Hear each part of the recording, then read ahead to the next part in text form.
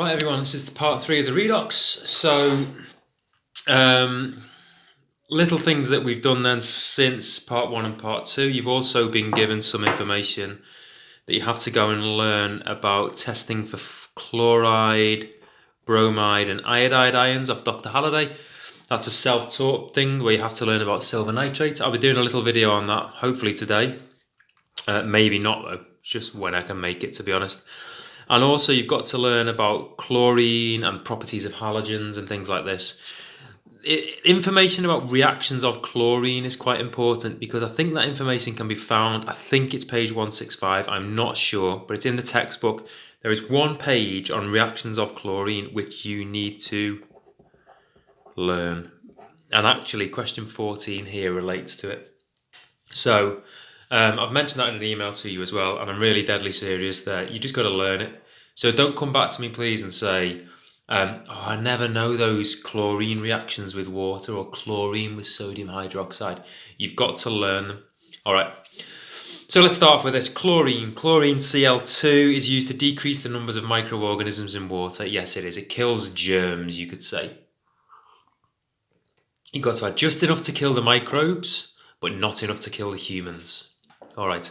When chlorine is added to water, there is a redox reaction, so something gets oxidized and something gets reduced, as shown by the equation. All right, I'm going to dive straight in here, and because I'm not scared of redox at all, I'm going to start off with oxidation states. 0 element, H2O, plus 1 minus 2.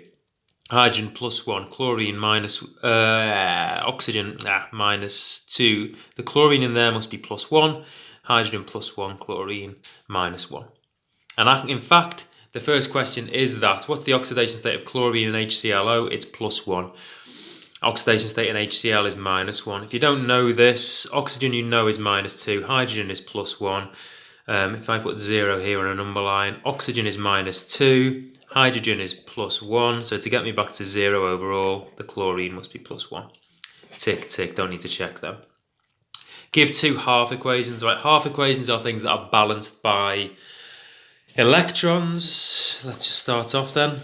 For the oxidation and reduction processes. Now, this is a really interesting reaction, this, and this is why they want you to learn it on page 165, because it's an example of something called disproportionation. Disproportionation.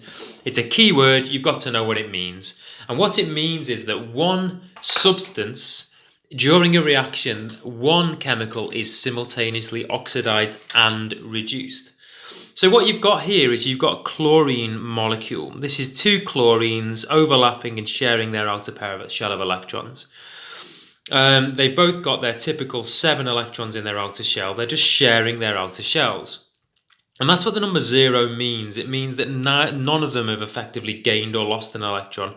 They're both 7 electrons in their outer shell. They're just sharing them, Cl2. So there are 2 chlorines here. You react chlorine with water, and what happens is one of the chlorines from that Cl2 ends up in a HClO molecule, and the other one ends up in an HCl molecule. So the chlorine, the Cl2, which was 0 oxidation state, one chlorine has been oxidized because it's gone from 0 to plus 1. Its oxidation number has gone up, so that is oxidation. And the other one has gone from 0 to minus 1. The number has got smaller, that is reduction. All right, so give 2 half equations to show the oxidation and reduction processes. The oxidation process then is where the chlorine goes from 0 to plus 1. So it starts as chlorine and it ends as HClO. The reduction half equation, it starts as chlorine and the chlorine ends up in HCl. All we've got to do now is balance these equations. So I've put what I know down either side of the arrow. That's step 1. Step 2 is to balance any elements that are not hydrogen or oxygen. There's 2 chlorines here, so I need a big 2 there. I've now got 2 oxygens on this side, which I need to balance with 2 H2Os. That's my oxygens balanced. I've now got 4 hydrogens here and 2 hydrogens here, so I need 2 H pluses on this side. I've now got to balance the charge. There's an overall 0 charge on this side and plus 2 on this side, so I need 2 electrons over here. Notice how the electrons are on the right-hand side. So whatever there was on the left-hand side has lost electrons. Oxidation is loss. Good. That is oxidation. I'm happy with that. Cl2 turning into HCl. Balance the chlorines first. Balance the hydrogens, 2 H pluses. Now I've got to put some electrons in because it's a half equation. Needs to be balanced with electrons. Overall charge of 0 over here. And I'm going to need 2 electrons on this side. That's my second mark. Done. The concentration of ClO minus ions in bleach solution. Right, you lot, I've trained you hopefully to never be afraid of a calculation. Doesn't matter how difficult it looks at first, this is going to be easy. I promise. If you're not finding it easy, that's fine. Remember, we've got another year, but you should be aiming for calculations are easy. That's what you're aiming for in your head. If you panic when you see this, you just need to learn how to calm yourself down and be systematic. Here's me being systematic. I'm going to write the equation out down here because I like to collect information. So I'm just going to write it down first. Now let's read the question thoroughly. The concentration of ClO minus ions in bleach solution, ClO minus ions, can be found by the reaction with iodide ions. Iodide ions are here. It looks like you need some acid in there. That's what 2H plus means. The overall equation for this reaction is shown. Just out of interest, this is an ionic equation because there are some ions here. So this H plus might come from HCl, but they've decided not to show the Cl because they're just showing the ions that aren't spectators. They've removed spectators basically. So this is a full equation, the overall equation, but it is an ionic equation. Okay. A sample of bleach solution was found to contain ClO minus ions with a concentration of this. Hang on, I'm having that information. Concentration of ClO minus. I'm going to put it here because that's what it is. 0.0109 moles per decimeter cubed. Potassium iodide. Well, you might think, oh, there's no potassium in there. Yes, potassium iodide is Ki, which is where the iodide must be coming from. So potassium iodide is added. That means the I minus is added to a 20 centimeter portion of the bleach. That volume then, that volume is of the bleach. That's 20 centimeters cubed.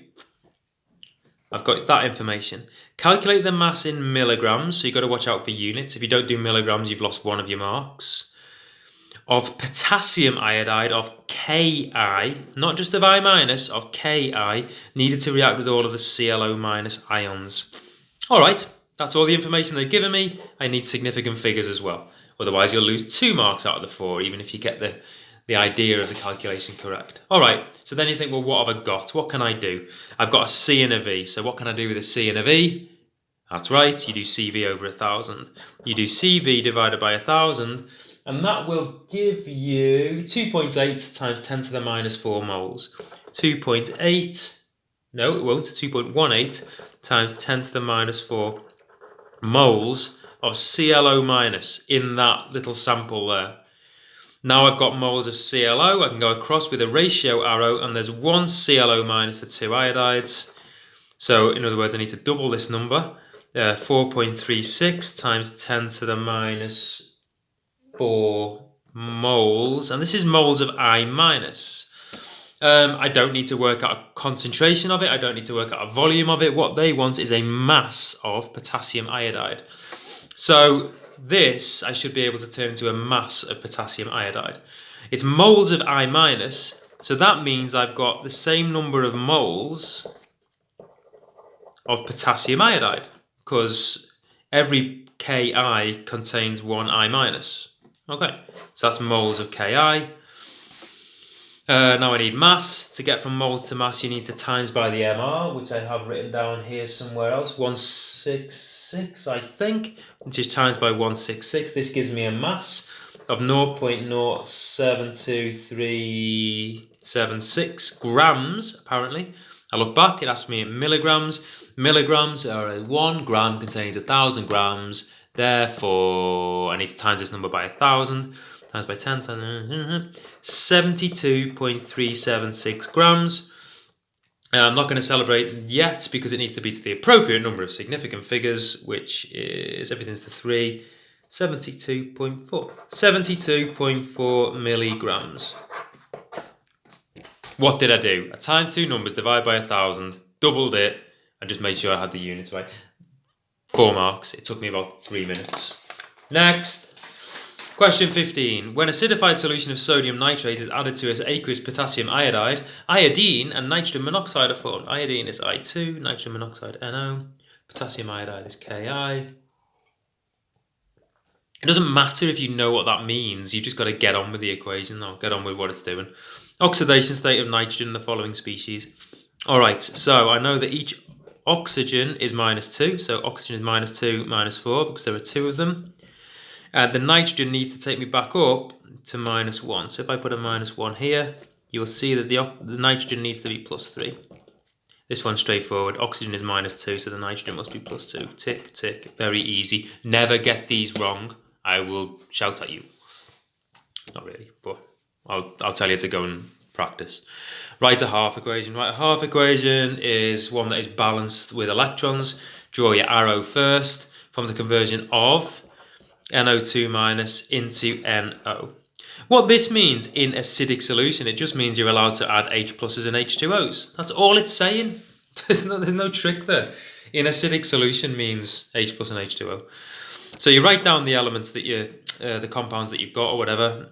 Balance any nitrogens there, fine. Balance any oxygens with water, H2O. 2 hydrogens on this side, you'll need 2 H pluses on this side. Charges 0, 1 electron is needed over here. 1 electron on this side, so it looks like these things here are gaining an electron. By the way, then this is reduction. It doesn't ask me for that, but I'm just writing it because the electrons are on the left. That means it's reduction.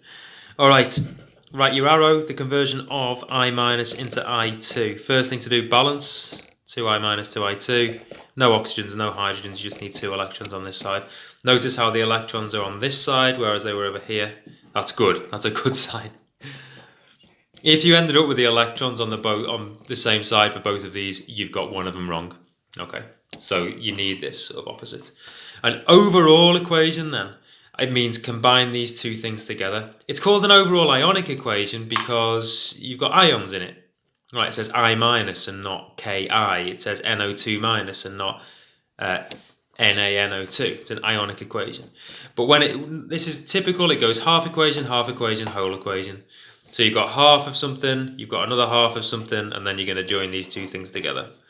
I don't know why I drew that, but that doesn't do anything, does it? Anyway, write an overall equation. I've got to combine these two together. Just going to grab a different pen then.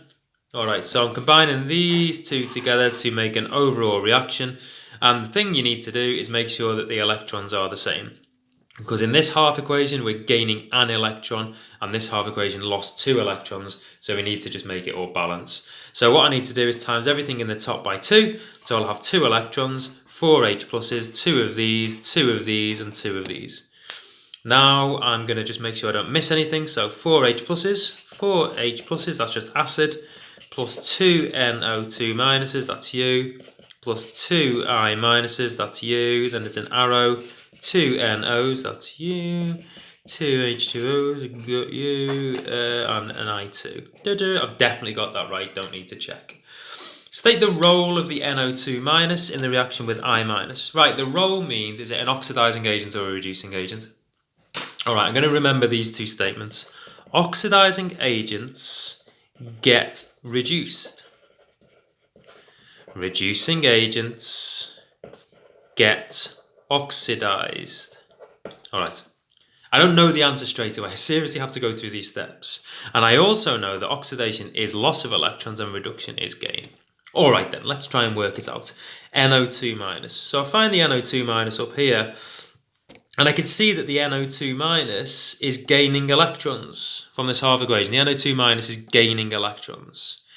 I know that reduction is gain. So the NO2 minus is gaining electrons, and NO2 minus is gaining electrons. Therefore, the NO2 minus is getting reduced. Therefore, the NO2 minus is an oxidizing agent. As an A-level teacher, as a chemistry teacher, that still is not easy. I have to go through these steps.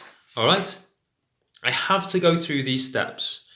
All right, I look at it and I say it's gained electrons. If you gain electrons, you have been reduced, and oxidizing agents get reduced. All right. In aqueous solution, nitrate ions react with acidified chlorate 5 ions. Chlorate 5, the 5 tells you that the chlorine in this is oxidation state of +5. If you have a look down here, you can probably see why that's the case. Just check that you do know why it's called chlorate 5. Because I'm not telling you. Alright, you should be able to work out that that's chlorate 5. It tells you that chlorine is +5. Alright, so some numbers, some equation. I'm just going to do what I always do, which is not panic and trust that I won't muck it up.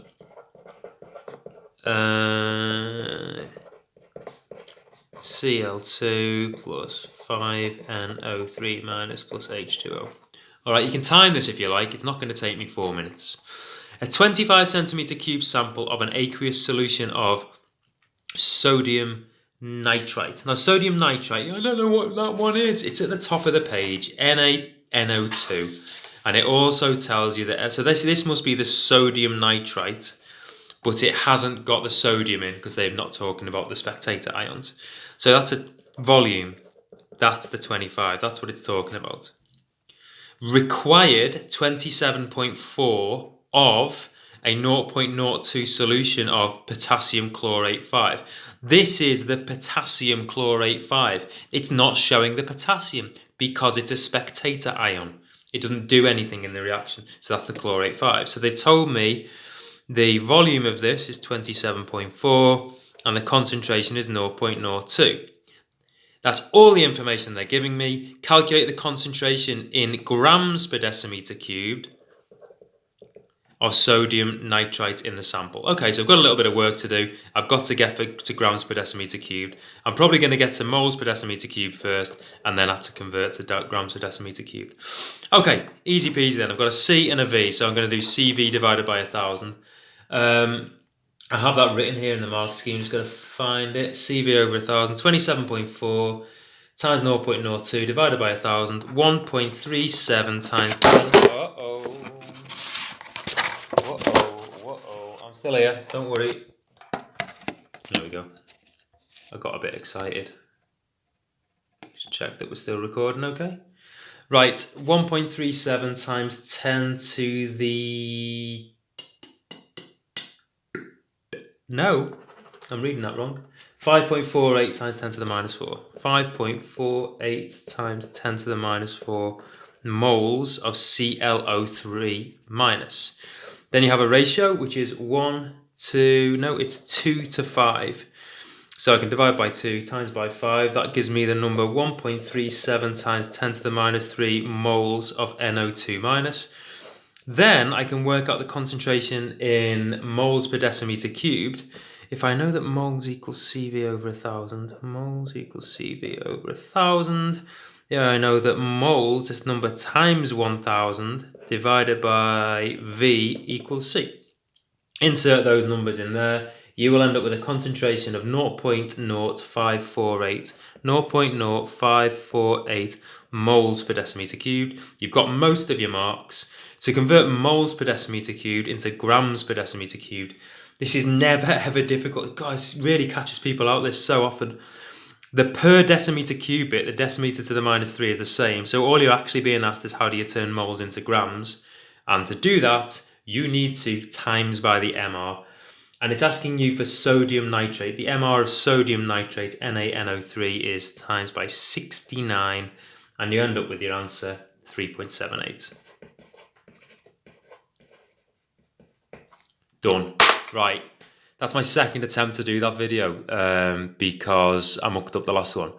So I'm going to have a little break and then try and get onto your, what are we talking about? Halide ions in solution, halide testing, because I've been asked by somebody to do a video on that. I hope that's okay. I hope I'm not going too fast, but at least you can rewind and things like that.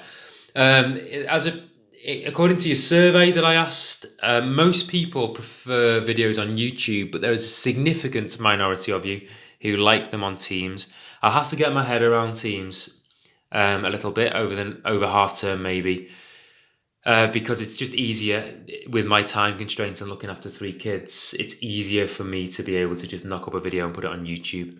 But I am looking at Teams for after half term. So thank you for your input on that. I do really appreciate it. All right, hope that's okay. More to follow.